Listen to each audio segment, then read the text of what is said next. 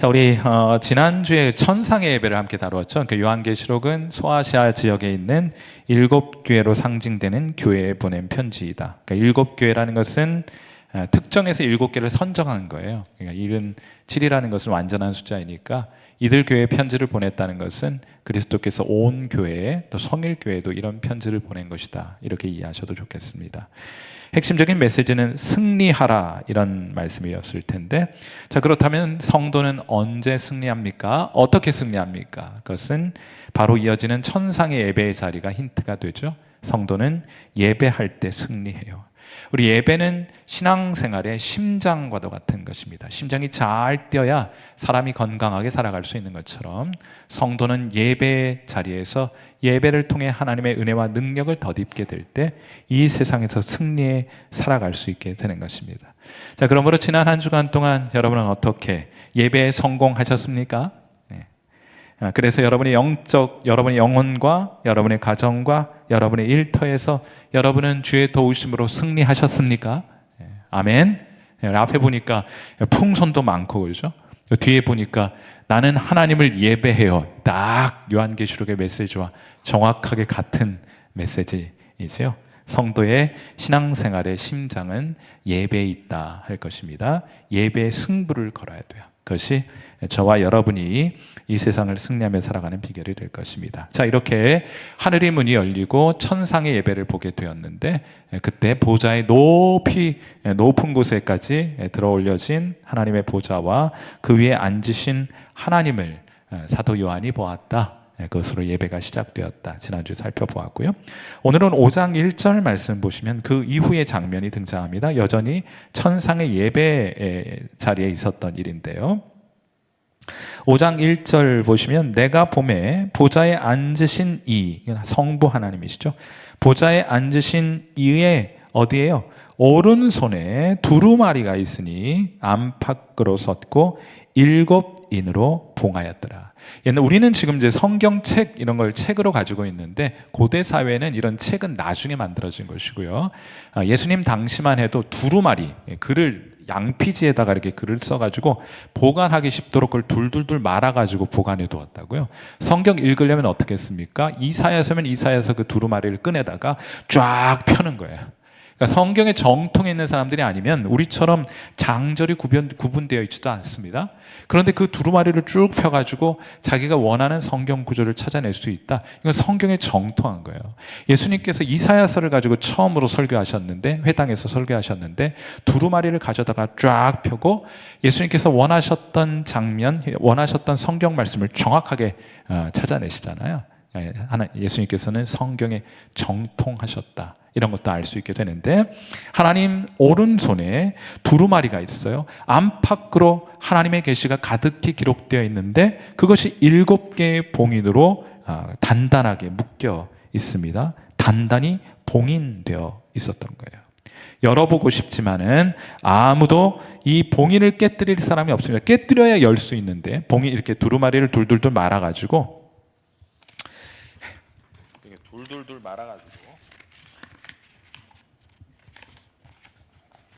요 만나는 부분, 여기에다가 촛능을 떨어뜨려 가지고 이거를 7개의 봉인으로 열지 못하도록 단단히 묶어 놓았는데 이걸 깨뜨릴 사람이 없는 거예요.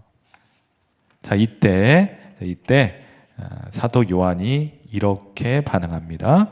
요한계시록 5장 4절 말씀, 여러분 이게 제가 오늘 여러분에게 드리고 싶은 말씀인데, 이 사도 요한의 심령을 우리가 동일하게 가져야 합니다.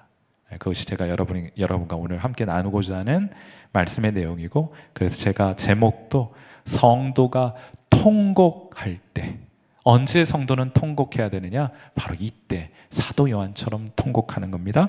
5장 4절 말씀 같이 한번 읽습니다. 시작. 그 두루마리를 펴거나 보거나 하기에 합당한 자가 보이지 아니하기로 내가 크게 울었더니. 사도 요한이 성경에서 처음으로 눈물을 흘려 통곡하는 장면을 요한계시록에서 보게 되는 거예요.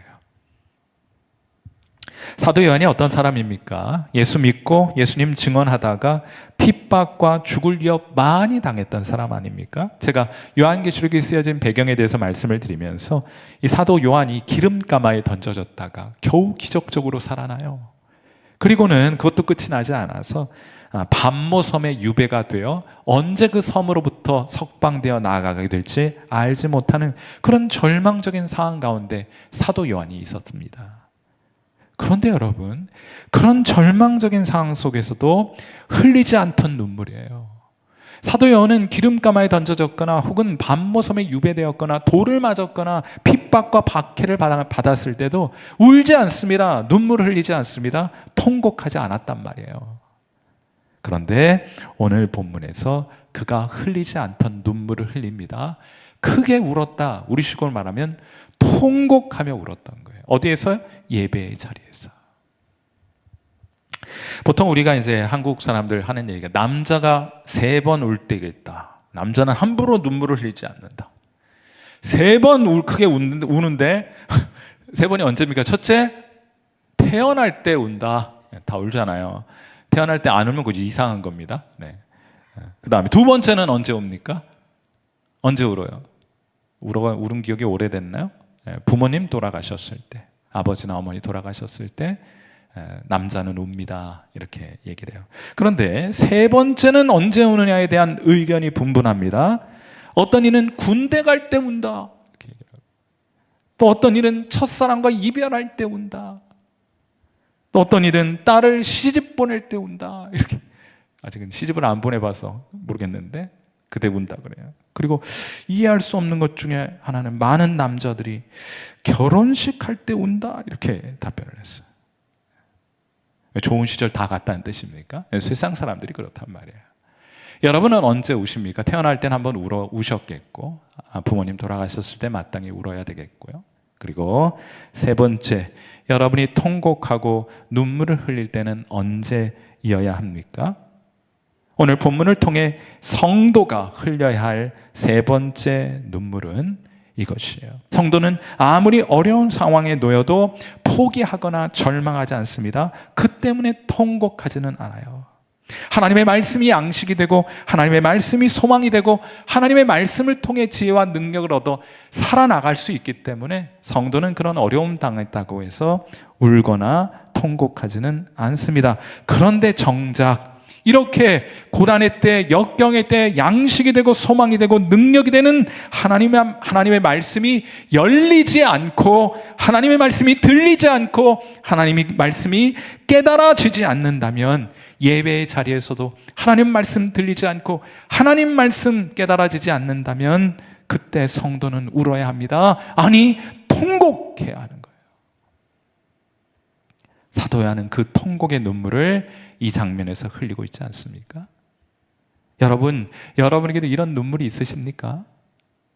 하나님 말씀이 잘 내 마음속에 닿지 않는데 하나님의 말씀을 보거나 듣거나 우리가 연구하고 묵상하고 암송 많이 노력하고 애씀에도 불구하고 하나님의 말씀을 통해서 위로와 소망과 능력을 경험하지 못할 때 여러분은 그때 하나님 앞에 통곡하십니까? 하나님께서 1997년 2월 어느 날 경건의 시간 하는 중에 제게 하나님이 말씀을 하나 주셨어요. 이사야서 40장 1절 말씀입니다. 너희의 하나님이 이르시되 나의 하나님이 제게 말씀하셨어요. 너희는 위로하라. 너는 위로하라. 내 백성을 위로하라. 하나님 그날 아침 제게 이 말씀으로 사명과 소명을 주셨습니다. 저를 불러주셨습니다. 하나님의 말씀으로 하나님의 백성을 위로하라는 사명을 제게 주신 거예요. 제가 이 말씀을 받으니 제가 갈 길이 매우 분명해졌습니다.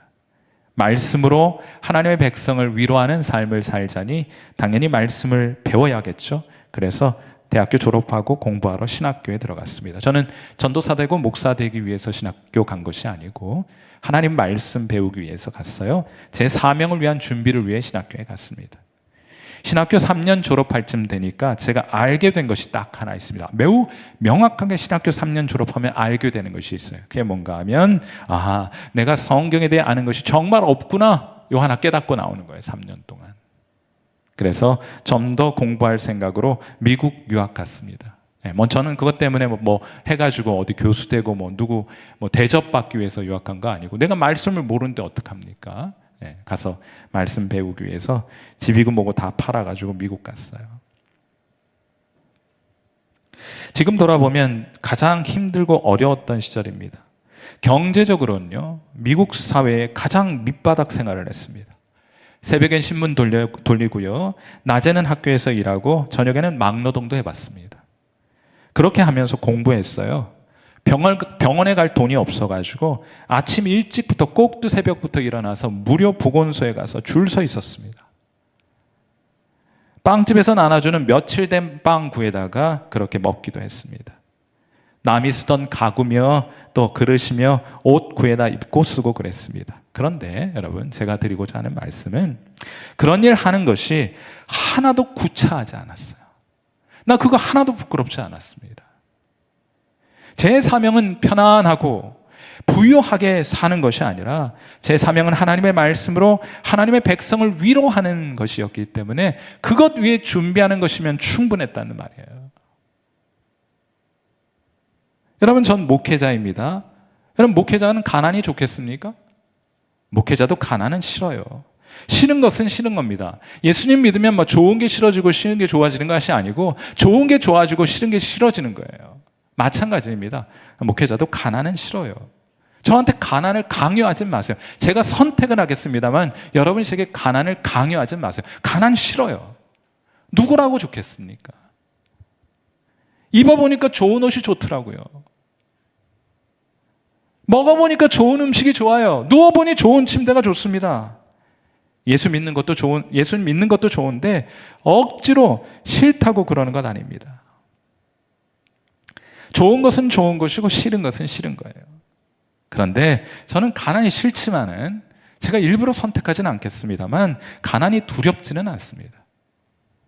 꼭 그래야만 한다면, 저의 사명을 위해서 꼭 그래야만 한다면 저 얼마든지 가난할 수 있습니다. 가난을 선택할 수 있습니다. 하나님은 제게 하나님의 말씀으로 하나님의 백성을 위로하는 사명을 주셨어요. 그 사명을 감당하며 살아가자면 가난한 것도 괜찮습니다. 가난할 수 있습니다. 안 두려워요. 불편은 하겠죠. 두렵지는 않습니다. 꼭 좋은 옷과 좋은 음식이 아니어도 괜찮아요. 사실 저는 이런 생각을 가지고 사는 저를 꽤 괜찮다고 생각하고 있어요. 여러분도 그렇게 생각하시나요? 꽤 괜찮죠? 이런 생각, 그냥 제 스스로 좀 자아도취에 빠지는 경향이 좀 있어가지고 이런 생각 가지고 살아가는 게 제가 그냥 꽤 괜찮다 이런 생각을 가져요. 그냥 제가 스스로. 그리고 이런 말을 이해하는 여러분도 저는 꽤 괜찮은 분이라고 믿습니다. 아멘이십니까? 여러분 꽤 괜찮은 분들이에요. 제가 하는 말이 무슨 말인지 이해가 되셨다면 여러분도 꽤 괜찮은 분들이에요. 그런데 제가 그런 건 두려워하지 않아요. 제가 진짜 두려운 것이 있습니다. 그것만 생각하면 잠을 못 자요. 실제로 잠을 못 잘 때도 있습니다. 그리고 입맛도 없어요. 밥맛이 떨어져요. 그것만 생각하면 잠도 안 오고 밥맛도 없어요. 두려워요.